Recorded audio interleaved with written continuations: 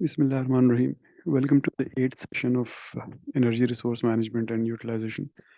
हमारा टॉपिक है electric distribution systems. हमने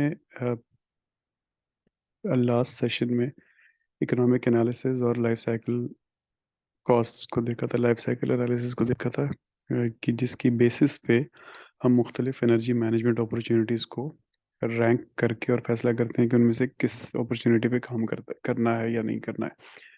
तो जब आप किसी अपॉर्चुनिटी पे काम करते हैं तो वो ऑब्वियसली टेक्निकल नेचर की होती है। तो आपको वहाँ पे कुछ फंडामेंटल टेक्निकल नॉलेज चाहिए होती है ताकि आप उसको सही तरह से पूरे प्रोजेक्ट को डिज़ाइन करके और एग्जीक्यूट कर सकें। तो यहाँ पे हम आज डिस्कस करेंगे कुछ चीज़ें जो कि टेक्निकल नॉलेज से रिलेटेड हैं। ऑब्वियसली ये अगेन हमारा कोर सब्जेक्ट नहीं है, सिर्फ हम एनर्जी मैनेजर के पॉइंट ऑफ व्यू से इसको समझेंगे। जो लोग इसकी डिटेल देखना चाहते हैं वो चूंकि ये इलेक्ट्रिकल इंजीनियरिंग से रिलेटेड है तो उससे रिलेटेड सब्जेक्ट्स आपको वहाँ पे मिल जाएंगे। तो हम इंट्रोडक्शन के बाद देखेंगे कि बेसिक इलेक्ट्रिकल सिस्टम्स कौन से होते हैं मुख्तलिफ फैसिलिटीज़ में, कुछ डेफिनेशंस देखेंगे। फिर हम एसी सिस्टम्स में देखेंगे कि पावर की क्या डिटेल्स हैं। फिर जो हमने कुछ अर्सा पहले पावर फैक्टर की बात की थी तो उसमें देखेंगे रिएक्टिव पावर क्या होता है और पावर फैक्टर एसी सिस्टम्स में क्या होती है, क्योंकि वो हमारे बिल पे काफ़ी असरअंदाज होती है। फिर देखेंगे कि पावर फैक्टर को ठीक कैसे किया जा सकता है अगर हमारा पावर फैक्टर ठीक नहीं है। और आखिर में हम देखेंगे कि facility monthly electric load factor क्या होता है, जो कि बेसिकली एक इट्स केपीआई और a measure of how how much demand charges you are paying in a particular bill. और फाइनली फिर स्मार्ट ग्रिड के बारे में दो वीडियोस हैं जो मैं आपके साथ शेयर करूंगा। तो आप बिजली जो ले रहे होते हैं, ऑलमोस्ट एवरीबडी, हम लोग चाहे इंडस्ट्री में हो, हम लोग घरों में हो या हमारी और कमर्शियल फैसिलिटीज़ हों, वो हम इलेक्ट्रिकल पावर डिस्ट्रीब्यूशन सिस्टम से ले रहे होते हैं। तो ये एनर्जी मैनेजमेंट के लिए ये समझना ज़रूरी है कि हाउ डज़ इट वर्क, ये कहाँ से आ रही है और फिर हम इसको कैसे इस्तेमाल कर रहे हैं, ताकि फिर अकॉर्डिंगली वो उसकी मैनेजमेंट को एफिशिएंटली कर सके। तो कुछ कुछ बेसिक्स देखते हैं कि इलेक्ट्रिक सिस्टम्स के में कुछ बेसिक्स क्या हैं। तो जो बिजली हमारी फ़्लो हो रही होती है हमारे सिस्टम्स के अंदर, बेसिकली ये इलेक्ट्रिक चार्जेस होते हैं जो पॉजिटिव या नेगेटिव डायरेक्शन में फ़्लो कर रहे होते हैं, इलेक्ट्रिक चार्जेस। तो ये किस चीज़ के अंदर फ़्लो करते हैं, ये कोई कंडक्टिव मटेरियल होता है, यानी वो मटेरियल जो इनको अपने अंदर से फ़्लो होने देता है। जैसे हमारी वायरिंग होती है, जैसे हमारी पावर कॉर्ड्स होती हैं, जैसे हमारी बहुत सारी इक्विपमेंट होती है, एसी हो गया, लाइट्स हो गई वगैरह वगैरह। उनके अंदर फिर ये चार्जेस जाके कोई यूज़फुल काम करते हैं, किसी चीज़ को रोटेट करते हैं, किसी चीज़ को कंप्रेस करते हैं वगैरह वगैरह, किसी चीज़ को हीट करते हैं। और तो हीटिंग से या इस तीन चीज़ों से हमें लाइट मिलती है, कंप्रेशन से हमारे एसी चलते हैं। तो बेसिकली वो यूज़फुल वर्क कर रही होती है इलेक्ट्रिसिटी। बिजली दो किस्म की होती है, एक को ऑल्टरनेटिंग करंट कहते हैं और एक को डायरेक्ट करंट कहते हैं। जो हमारी नॉर्मल आउटलेट्स में हमारे घरों में बिजली आ रही होती है वो ऑल्टरनेटिंग करंट होती है। और जो हमारी बैटरीज में स्टोर्ड होती है या हमारे कंप्यूटर्स के अंदर एक पावर लगी होती है, वो बेसिकली एसी को डीसी में कन्वर्ट करके कंप्यूटर को चलाती है। इसी तरह हमारे लैपटॉप्स के पीछे एक मोटी सी हम कॉर्ड के अंदर एक ब्रिक सी होती है, वो एसी को डीसी में कन्वर्ट कर रही होती है और फिर लैपटॉप को चलाती है। तो डायरेक्ट करंट अलग होता है, एसी अलग होता है। और हमारी जो सोलर पैनल्स और विंड टर्बाइंस की जो आउटपुट होती है ये भी डीसी होती है। इसको हम इस्तेमाल करने के लिए फिर एसी में कन्वर्ट करते हैं। तो जो ऑल्टरनेटिंग करंट होता है, इसको ऑल्टरनेटिंग करंट इसलिए कहते हैं कि ये पॉजिटिव और नेगेटिव में इलेक्ट्रिक चार्जेस ऑल्टरनेट करते हैं, यानी एक साइकिल पॉजिटिव में, हाफ साइकिल, फिर हाफ साइकिल नेगेटिव में। तो ये एक इस चीज़ को एक साइकिल कहते हैं करंट का। और जनरली हम पाकिस्तान में जो हम बिजली इस्तेमाल करते हैं तो एक सेकंड में 50 बार इस तरह ये घूमता है पॉजिटिव और नेगेटिव के दरमियान। तो इसको हम कहते हैं 50 हर्ट्स की बिजली हमें मिल रही है, यानी 50 बार ये पॉजिटिव और नेगेटिव में साइकिल करता है एक सेकंड के अंदर। एसी सिस्टम्स में पॉजिटिव और नेगेटिव में ऑल्टर ऑल्टरेशन चल रही होती है इलेक्ट्रिक चार्जेस की, और इसीलिए हम उसको ऑल्टरनेटिंग करंट कहते हैं। और जितनी बार वो ऑल्टरनेट करता है एक सेकंड में, उसको हम हर्ट्स कहते हैं। पाकिस्तान में जो बिजली होती है वो 50 हर्ट्स पे होती है। तकरीबन सारी दुनिया में ही 50 हर्ट्स में होती है, अमेरिका और कनाडा के अलावा, जहाँ पे 60 हर्ट्स चलता है। इसके बहुत सारे फायदे होते हैं एसी को यूज़ करने के। जैसे फॉर एग्जांपल इसको स्टेप अप करना बड़ा आसान होता है। आप 1 लाख वोल्ट, या जिस तरह पाकिस्तान में तकरीबन 5 साढ़े 5 लाख वोल्ट पे हम ट्रांसमिशन लाइंस में चला रहे होते हैं, तो इसको स्टेप अप करना या स्टेप डाउन करना आसान होता है। अब 5 लाख वोल्ट को अपने घर के करीब लाते हुए भी 220 वोल्ट तक पहुंचाना होता है। तो ऑल्टरनेट करंट को स्टेप डाउन या स्टेप अप करना आसान होता है। फिर ऑल्टरनेट करंट की जो ट्रांसमिशन और डिस्ट्रीब्यूशन में लॉसेस होते हैं वो कम होते हैं। इसी तरह ऑल्टरनेट करंट जो है वो कुछ ऐसी चीज़ें होती हैं जो जनरेट ही ऑल्टरनेट करंट करती हैं, जैसे बड़ी मोटर्स, हाई एफिशिएंसी की मोटर्स। तो इसी तरह हाई एफिशिएंसी लाइटिंग जो चलती है उससे, तो उन एसी जो है उनको ज़्यादा एफिशिएंटली चलाता है। इसी तरह फिर ट्रांसफार्मर्स बेसिकली चलते ही इसी उसूल पे हैं कि एक तरफ एक पर्टिकुलर वोल्टेज होती है, दूसरी तरफ उसको हम स्टेप अप या स्टेप डाउन कर रहे होते हैं, तो ट्रांसफार्मर्स बेसिकली चलते ही इसी के ऊपर है। जो डायरेक्ट करंट होता है उसमें ऑल्टरनेशन कोई ऑल्टरनेशन नहीं होती है। स्ट्रेट पॉजिटिव से नेगेटिव या नेगेटिव से पॉजिटिव चार्ज फ्लो कर रहे होते हैं, इसलिए उसको डायरेक्ट कहते हैं। यानी डायरेक्टली पॉजिटिव से नेगेटिव या नेगेटिव से पॉजिटिव कोई ऑल्टरनेशन नहीं होती है। इसमें वोल्टेज आपकी ऑब्वियसली कांस्टेंट रहती है। एसी में क्या था कि वोल्टेज आपकी बार बार चेंज हो रही है, ऑल्टरनेशन हो रही है एक सेकंड में 50 बार। अब डीसी हम बहुत सी जगहों पे डीसी भी इस्तेमाल होता है। कुछ डीसी मोटर्स होती हैं, जैसे मैंने आपको बताया, आपके कंप्यूटर्स और लैपटॉप्स और इस तरह फ्लोरेसेंट लाइट्स, बहुत सी ऐसी चीज़ें होती हैं जो डीसी पे चलती हैं। नॉर्मली डीसी हमें यूटिलिटी से नहीं मिल रही, बल्कि हम यूटिलिटी से अल्टरनेटिंग करंट लेके उसको डीसी में कन्वर्ट करते हैं मुख्तलिफ तरीक़ों से।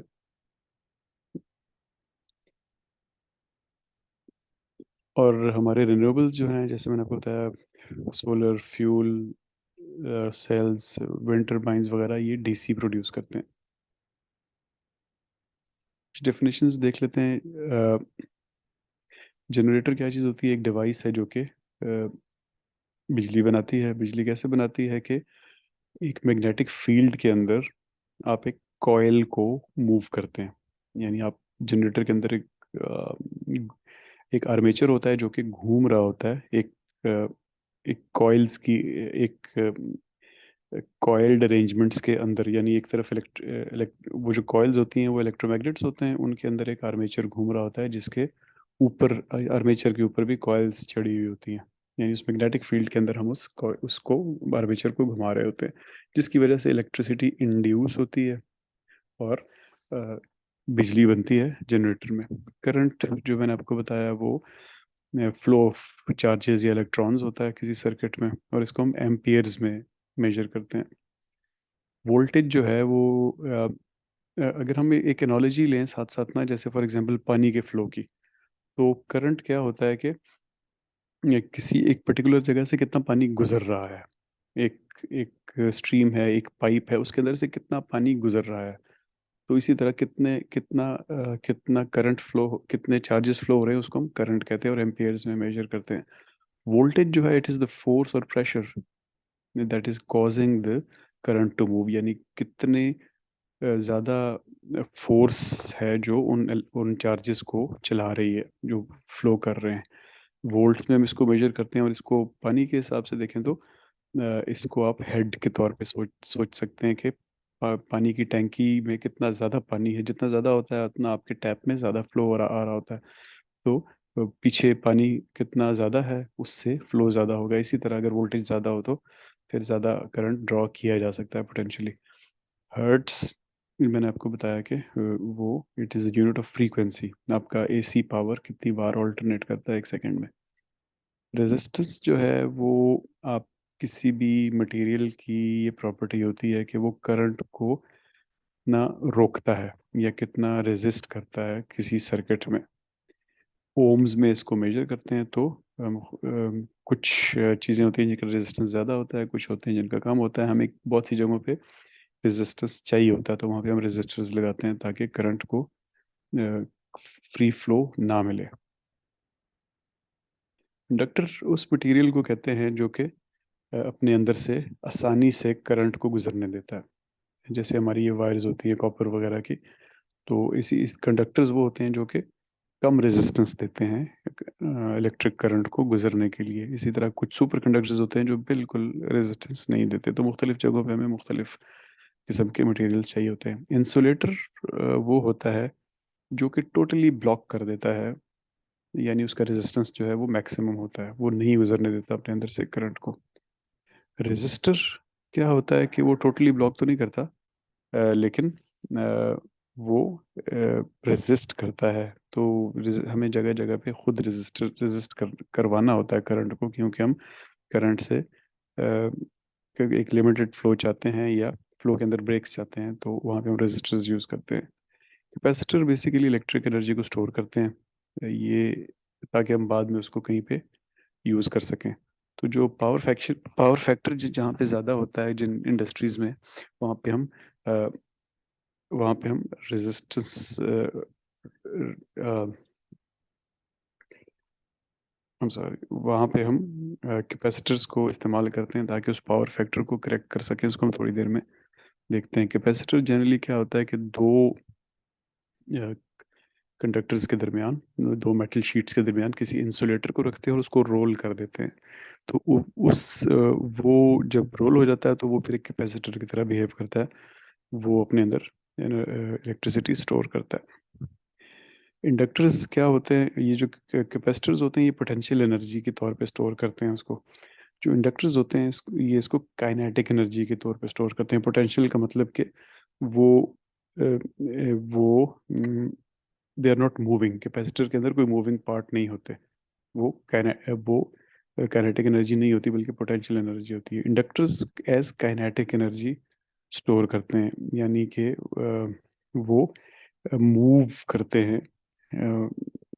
जब उनके अंदर एनर्जी आती है तो वो मूवमेंट जो है एज काइनेटिक एनर्जी स्टोर हो जाती है। वो गोल गोल घूम रहे होते हैं या कोई भी और तरीका भी इसका हो सकता है, और बाद में आप उसी को रिलीज कर सकते हैं उनकी मूवमेंट के मोमेंटम को इस्तेमाल करते हुए।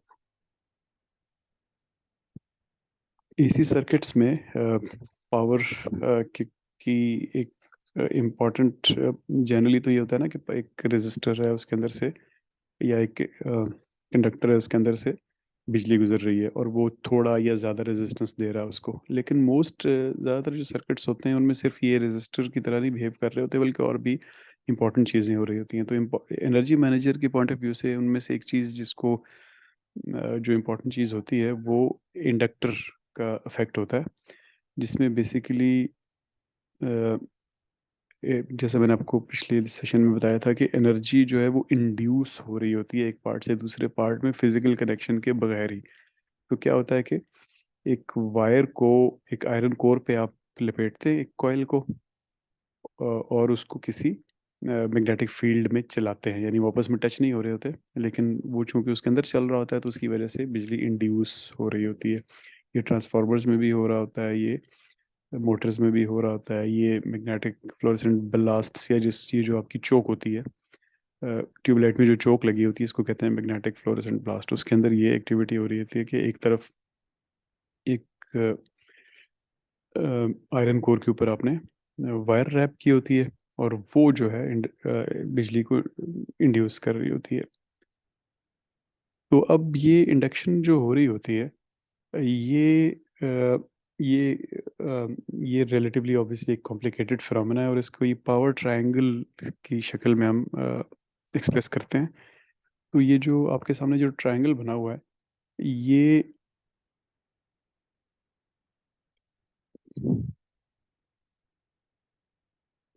इसकी जो इसकी हॉरिजॉन्टल लाइन है, इसको अगर आप देखें तो ये एक्टिव पावर इस पे लिखा हुआ है। तो ये वाली लाइन, तो ये रिप्रेजेंट कर रही है उस पावर को जो जो कि आपके एक्चुअली काम करने के लिए चाहिए। फॉर एग्जांपल आपको 2 किलोवाट पावर चाहिए उस पर्टिकुलर इक्विपमेंट को चलाने के लिए, लेकिन उसको चलाने के लिए जैसे मैंने आपको कहा कि पहले आपने वो जो लोहे का कोर है उसके ऊपर जो जो वायर या कॉइल रैप की हुई है उसको चलाना है ताकि वो ये 2 किलोवाट इंड्यूस कर सके। तो वहाँ भी कुछ पावर चाहिए, वो वहाँ पे जो पावर चाहिए उसको अपेरेंट पावर कहते हैं। यानी पहले चलाना है ताकि वो एक्टिव पावर प्रोड्यूस कर सके। तो ये जो चलाने वाली बिजली होती है ये एक तरह से ये ज़रूरी भी होती है, इसके अलावा आपकी वो वाली मशीनरी चलेगी नहीं। लेकिन ये एक तरह से ज़ाया भी हो रही होती है क्योंकि ये आपको एक्चुअली आपकी एक्टिविटी में तो कंट्रीब्यूट नहीं कर रही होती है, खाली उस इक्विपमेंट को इंडक्शन प्रोसेस को चला रही होती है। तो जितना ज़्यादा आपकी अपेरेंट पावर होती है कंपेयर टू एक्टिव पावर, उतना फिर आपका पावर फैक्टर कम होता है। यानी आपकी बिजली एक तरह से ज़ाया ज़्यादा हो रही होती है जितनी अपेरेंट पावर ज़्यादा चाहिए होती है किसी चीज़ को में बिजली इंड्यूस करने के लिए। तो पावर फैक्टर जैसे हम कहते हैं ना कि हमारी ये हमारी फैक्ट्री है, इसको इसका 70% पावर फैक्टर है इसलिए हमें पावर फैक्टर का बिल एक्स्ट्रा पड़ रहा है। तो वो जो 70% कैलकुलेट करते हैं उसका फार्मूला ये आपके सामने लिखा हुआ है कि एक्टिव पावर को आप अपेरेंट पावर पे डिवाइड कर देते हैं। एक्टिव पावर जो है वो किलोवाट में होती है और अपेरेंट पावर जो है वो केवीए में होती है। और इस ट्रायंगल का जो तीसरा लेग बनता है उसको हम रिएक्टिव पावर कहते हैं।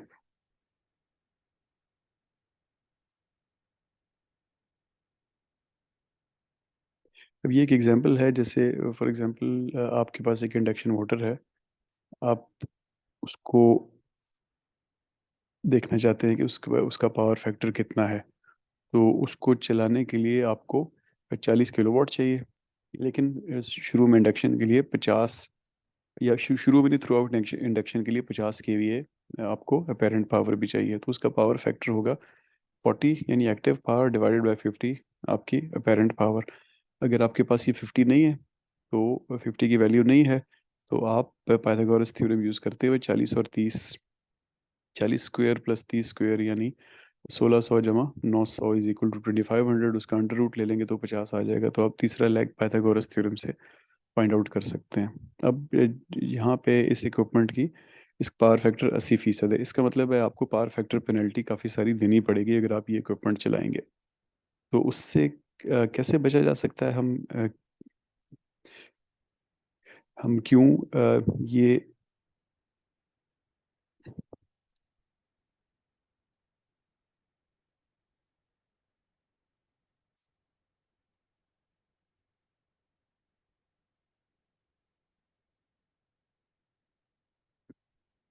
बजाय इसके कि हम ये पेमेंट करें, तो हम क्यों व्हाई नॉट डू समथिंग जिससे हम इससे बच सकें? तो वो चीज़ क्या होती है?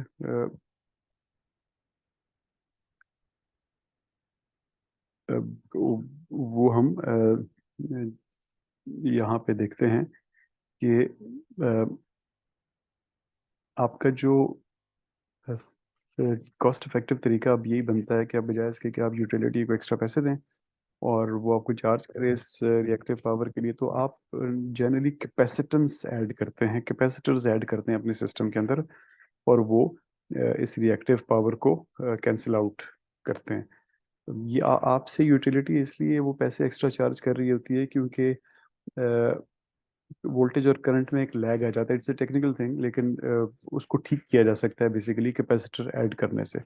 अब आप कितनी कैपेसिटेंस, आपका अभी पावर फैक्टर कितना है और आप कितने पे जाना चाहते हैं? जैसे फॉर एग्जांपल हमारा 80 था, तो फर्ज करें आपका 70 है या 60 है और आप जाना 90 पे चाहते हैं, तो ये आप फिर आपके पास एक टेबल होता है। ये टेबल जो आपके सामने बना हुआ है ये आपको बताता है कि अगर आप 60 फॉर एग्जांपल आप ये आपका original power factor left side वाले कॉलम में फॉर एग्जांपल आपका 70 था, जाना आप चाहते हैं 90 पे, तो आप इस 70 वाली रो में आगे जाके ऊपर से देखते रहते हैं और 90 पे जब आप पहुंचते हैं तो वहाँ पे 0.536 लिखा हुआ है। तो आप अपनी रियल पावर को, यानी जो एक्टिव पावर है आपकी, उसको मल्टीप्लाई करते हैं इस फैक्टर से 0.536 से, तो इससे आपको पता चलता है कि आपको कितनी कैपेसिटेंस या केवीआर चाहिए। तो 0.536 हमारे केस में जो हम पीछे देख रहे थे, हमारे पास यहाँ पे एक्टिव पावर 40 है, तो 0.5 को 40 से मल्टीप्लाई करें तो आपको रफली 23-24 आपको केवीआर्स चाहिए। मैं इसको अ, उस इफेक्ट को कैंसिल करने के लिए जो आपके बिल पे आएगा। अब जैसे मैंने आपको बताया कि ये रिएक्टिव पावर जो है, ये वो एक मैग्नेटाइजिंग पावर होती है जो आपकी उस इक्विपमेंट को ऑपरेट करने के लिए चाहिए होती है, इंडक्शन मोटर को या किसी को भी। ये खुद तो काम नहीं कर रही होती, लेकिन इसकी वजह से फिर एक्चुअली एक्टिव पावर आप यूटिलाइज कर सकते हैं। तो ये बेसिकली जो रिएक्टिव पावर है, ये ज़रूरी है, इसके अलावा आपका काम नहीं होगा, ज़रूरी भी है, ज़ाया भी हो रही है। तो फिर इसको एड्रेस करने के लिए आप कैपेसिटेंस का इस्तेमाल करते हैं, ताकि आपके बिल में एक्स्ट्रा पैसे ना आए। और आखिरी हमारा टॉपिक है जी facility monthly electric load factor. ये पीछे हमने लोड पावर फैक्टर को एड्रेस किया, उसको कैसे ठीक करना है। ये जो आपकी FMELF है, ये बेसिकली आपके डिमांड फैक्टर को एड्रेस करती है। डिमांड हमने काफ़ी डिटेल में पढ़ा है कि आपकी जो पीकिंग टेंडेंसी होती है किसी भी इंडस्ट्री की, कि आप पीक लोड कितना इस्तेमाल करते हैं, उसके लिए आपको यूटिलिटी एक्स्ट्रा चार्ज करती है। तो ये FMLEF बेसिकली आपको बताता है over period of month, generally लोग इसको कैलकुलेट करते हैं कि आप कितना ज़्यादा पीक कर रहे हैं। तो फॉर एग्जांपल यहाँ पे एक लिखा हुआ है, इसका फार्मूला है मंथली किलोवाट आवर, यानी आपने कितनी बिजली इस्तेमाल की एक्चुअली, और डिवाइडेड बाय मंथली पीक, अ, आपने सबसे ज़्यादा किलोवाट कितने ड्रॉ किए। उसको फिर आप महीने में जितने भी घंटे होते हैं, अगर आप महीने पे मेजर कर रहे हैं, तो उन घंटों से मल्टीप्लाई करते हैं, तो वो जो जवाब आता है वो फिर आपका FMLEF होता है। फॉर एग्जांपल एक फैसिलिटी है जिसका जो 1 लाख किलोवाट आवर इस्तेमाल कर रही है, और जो मैक्सिमम डिमांड ड्रॉ करती है, मैक्सिमम पावर ड्रॉ की उस महीने में वो 250 किलोवाट थी, और ये 30 आपका एक महीने का बिल है। तो फिर आप इसको 1 लाख को डिवाइड कर देंगे 250 मल्टीप्लाइड बाय 720 घंटे होते हैं एक महीने में, तो 55.6 आपका FMELF आएगा। तो जितना F M E L F कम होता है, उतना ज़्यादा फिर आपको average cost per kilowatt hour पड़ती है। यानी आपने किलोवाट आवर तो लाख इस्तेमाल किए, लेकिन चूंकि डिमांड 250 थी तो आपको बहुत ज़्यादा बिल आया। अगर यही डिमांड 150 होती, आप 1 लाख ही इस्तेमाल करते, लेकिन आपका बिल बहुत कम होता। तो FMELF आपको बताता है कि आपका आपका आपके बिल में पीक का कितना बड़ा रोल है। तो जब आपको ये फिगर मिल जाती है, तो आप फिर you can take various steps to ensure कि आपकी पीक पीक कम हो। और पीक कम कैसे, उसके बारे में हमने बहुत डिस्कशन कर लिए पहले, कि हम उस इंटरनल जनरेशन कर सकते हैं कि वो पीक टाइम में हम वहाँ से बिजली लें, हम उसके लिए अपनी शिफ्ट चेंज कर सकते हैं, हम उसके लिए इक्विपमेंट के इस्तेमाल को स्टैगर कर सकते हैं, वगैरह वगैरह। Finally smart grid. तो स्मार्ट ग्रिड से पहले देखते हैं पाकिस्तान में इलेक्ट्रिसिटी ग्रिड के बारे में कुछ फैक्ट्स देख लेते हैं। हमारे पास एक ऑर्गेनाइजेशन है जिसको कहते हैं NTDC, national transmission and distribution company. वो पाकिस्तान में ग्रिड को मैनेज करती है। हमारी जो ग्रिड है वो तकरीबन 17,000 किलोमीटर की है, जिनमें से 6,000 जो है वो 5 लाख वोल्ट पे, ये जो मेन बड़े वाले खंभे होते हैं ना, जो ट्रांसमिशन के खंभे होते हैं, इनमें से 6,000 किलोमीटर 5 लाख वोल्ट वाले हैं, और 11,000 किलोमीटर जो है वो 2,20,000 वोल्ट वाले हैं। और फिर आगे ये स्टेप डाउन होके मुख्तलिफ सिस्टम्स के थ्रू घरों तक पहुंचते हैं। हमारी ट्रांसमिशन और डिस्ट्रीब्यूशन में लॉसेस काफ़ी ज़्यादा हैं, जनरली 20 से 30% के दरमियान रहते हैं। आजकल ज़रा कम जा रहे हैं, 2000 और 2005, 6, 7 के दरमियान बहुत ज़्यादा थे, फिर कुछ स्टेप्स लिए गए, तो अब भी कोई बहुत कम नहीं है, अभी भी 20 से ऊपर ही रहते हैं। और इसकी रीज़न क्या होती है? सबसे पहली रीज़न तो ये कि हमारी ग्रिड वीक है। ये जो हम 11,000 17,000 किलोमीटर की बात कर रहे हैं, तो ये बहुत पुरानी, इनमें से ज़्यादातर जो है अंग्रेज़ के टाइम की लगी हुई है। तो अब ये इट्स अ वीक ग्रिड, और ये फ्लक्चुएशन बर्दाश्त नहीं करती, एज ज़्यादा होगी ये चीज़ों की। दूसरी रीज़न ये है कि हमारे जो कंडक्टर मटेरियल हैं, यानी जो हमारी तारें हैं जो हम इस्तेमाल करते हैं इस ग्रिड के अंदर, वो उनकी क्वालिटी कम है, they are poor conductor materials, तो वहाँ पे लॉसेस फिर ज़्यादा हो रहे हैं। जो अच्छे कंडक्टर्स होते हैं मटेरियल, वो बहुत महंगे होते हैं। ये बेसिकली ट्रांसमिशन की बात हो रही है।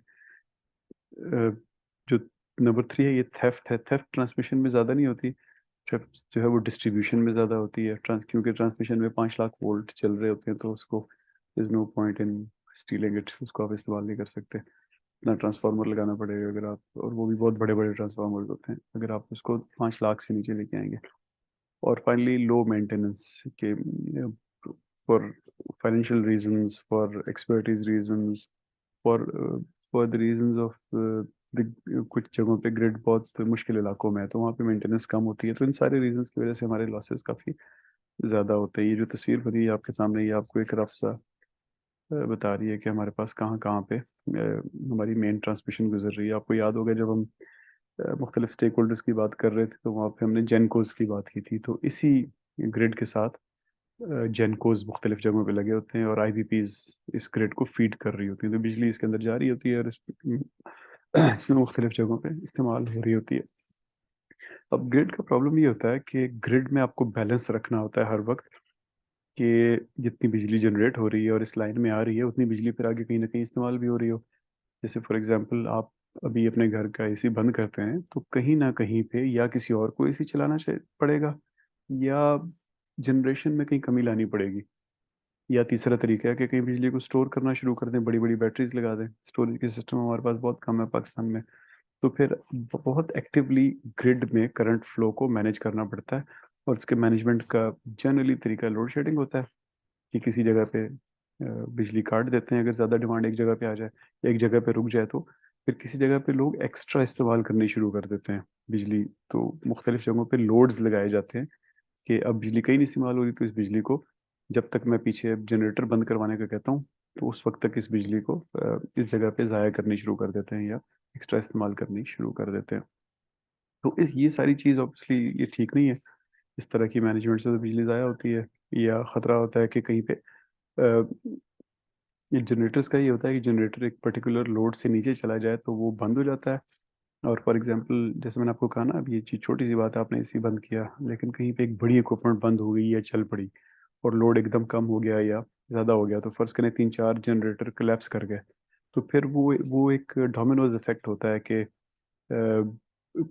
पूरी की पूरी ग्रिड अल्टीमेटली बैठ जाती है अगर आइसोलेटेड नहीं है बीच में से। जैसा कुछ दिन पहले पाकिस्तान में हुआ था, कि थोड़ी सी ग्रिड मैनेजमेंट ख़राब हुई और पूरा मुल्क जो है वो अंधेरे में चला गया। और फिर उसके बाद क्या होता है कि फिर चीज़ों को फायर अप करना मुश्किल होता है, क्योंकि आपके ज़्यादातर प्लांट्स को चलाने के लिए बिजली चाहिए होती है, यानी शुरू में थोड़ी सी, अब वही बिजली ही नहीं आ रही, तो फिर आप चला भी नहीं सकते। चलाने के लिए फिर बैटरीज लानी पड़ती हैं, तो वो ये सब करते करते आपको तक कभी 6-8-10 घंटे 24 घंटे तक लग जाते हैं दोबारा सारी की सारी ग्रिड को लाइव करते हुए।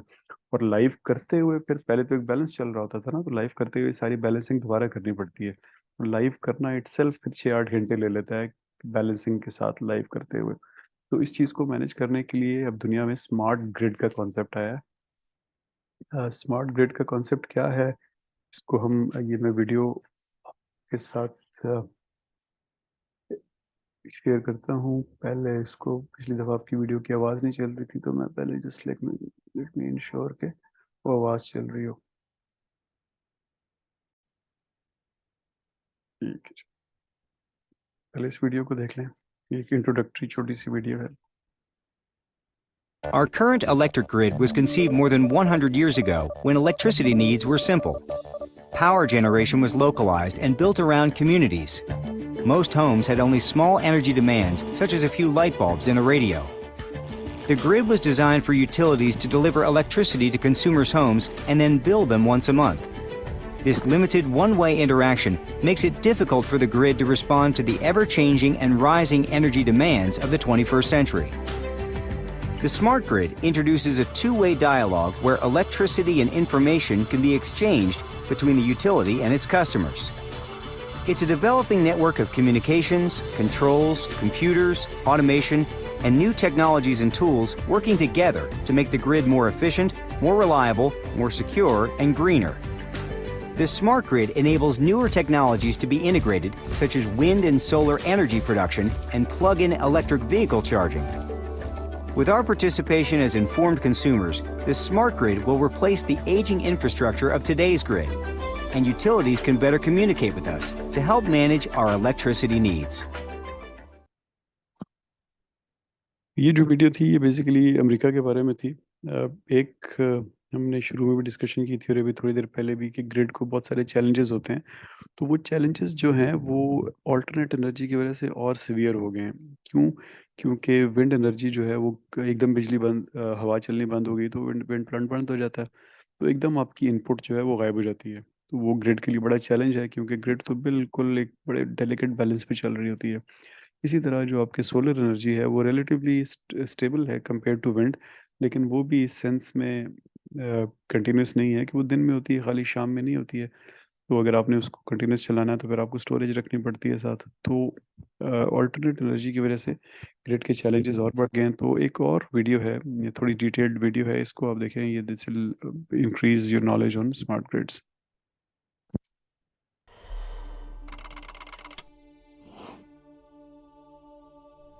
What would you do if your electricity was suddenly cut? What if you didn't have power for days or weeks? What if no one in the city or the state where you live had any power either? The possibility of a massive, extended blackout may sound far-fetched, but recent events show there are reasons for concern.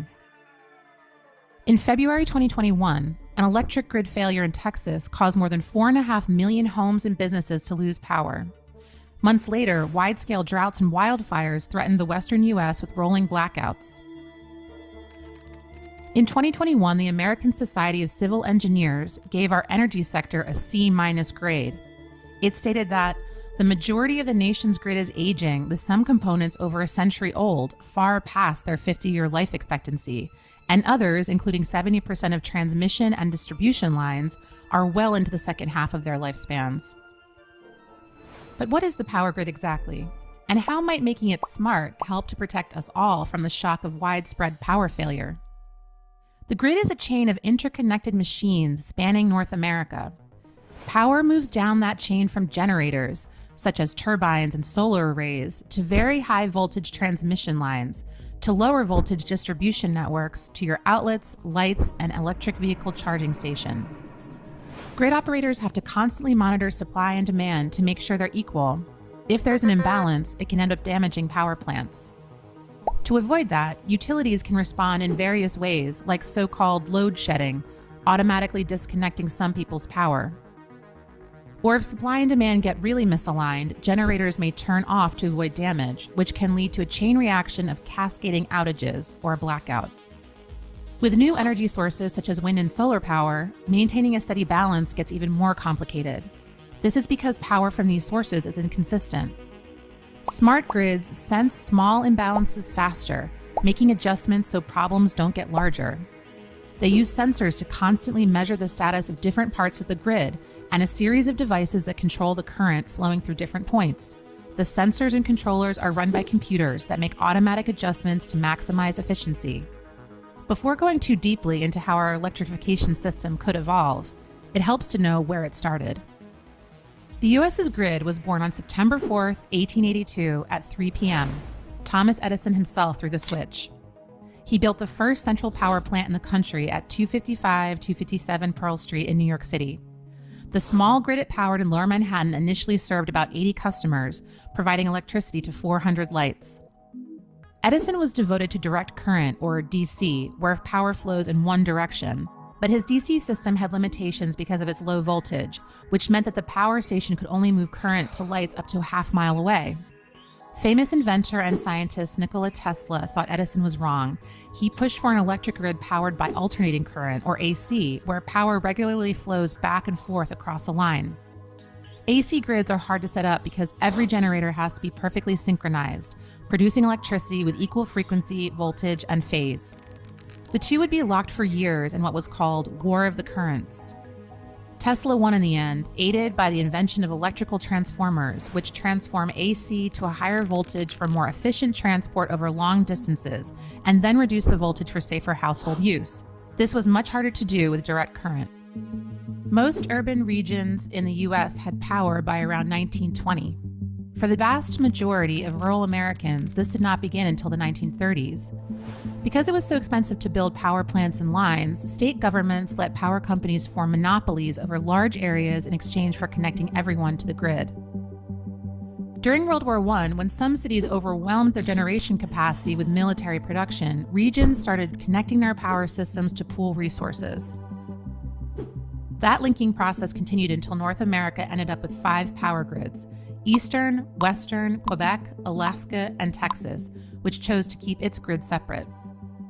Starting in the 1970s, Congress began to open power lines to companies that could generate cheaper electricity, and many utilities started getting their power from more distant sources. The delivery chain was never built to handle these loads, and no one had an incentive to upgrade shared power lines. This became a big problem by the early 2000s. In 2003, overgrown tree branches knocked out some power lines in Ohio. The failure cascaded, and 50 million people lost power. That emphasized the need to improve real-time monitoring across the grid, which would help check for the warning signs of an impending blackout so the system could automatically prevent failures or contain them to small areas. In 2007, Congress called for developing a smart grid. Since then, it has spent billions of dollars on new infrastructure with the ultimate goal of fully deploying a smart grid system. In addition to more sensors and controllers, many smart grid models use a microgrid structure. This design can supply power to small communities while being interconnected to the larger network. When a line goes down, the microgrid around it can be isolated, so the blackout stays within that small area instead of cascading more widely. Smart grids may also incorporate new long-distance networks that use direct current, reversing the century-long dominance of AC.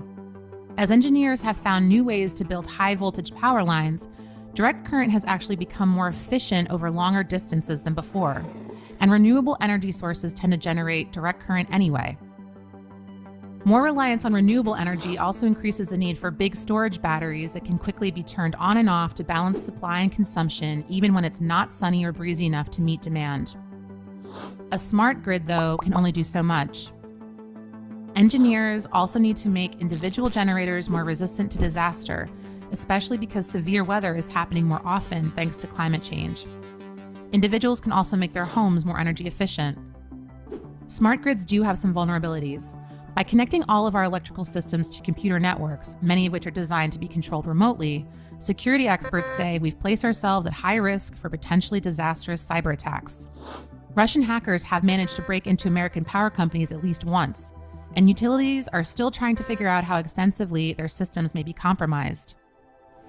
But we shouldn't necessarily blame smart grids. Hackers can target generators even if they aren't directly connected to the internet. Once complete, a smart grid should be much more secure than our current infrastructure, given its focus on reliability and backup sources. Such grids promise a more reliable and economical electrical infrastructure hardened against outside threats.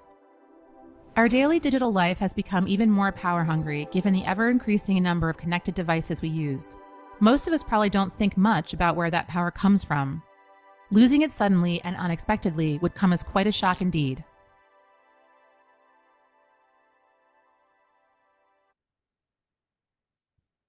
जी, हमने एक fundamental सी technical base build की है ताकि हम इस पे अब आगे बात करेंगे, कुछ इक्विपमेंट के बारे में बात करेंगे। ईएमओज हमारी जो एनर्जी मैनेजमेंट अपॉर्चुनिटीज़ हमें मिली उनमें से मुख्तलिफ नेचर की चीज़ें होंगी तो उनको थोड़ा सा समझेंगे और फिर उसके बाद ऑल्टरनेट एनर्जी पे ज़रा डिटेल में जाएंगे। हम सोलर को काफ़ी डिटेल में देखेंगे और विंड को काफ़ी डिटेल में देखेंगे। उसके लिए अब हमारे पास कुछ फंडामेंटल्स आ गए। Thank you ji.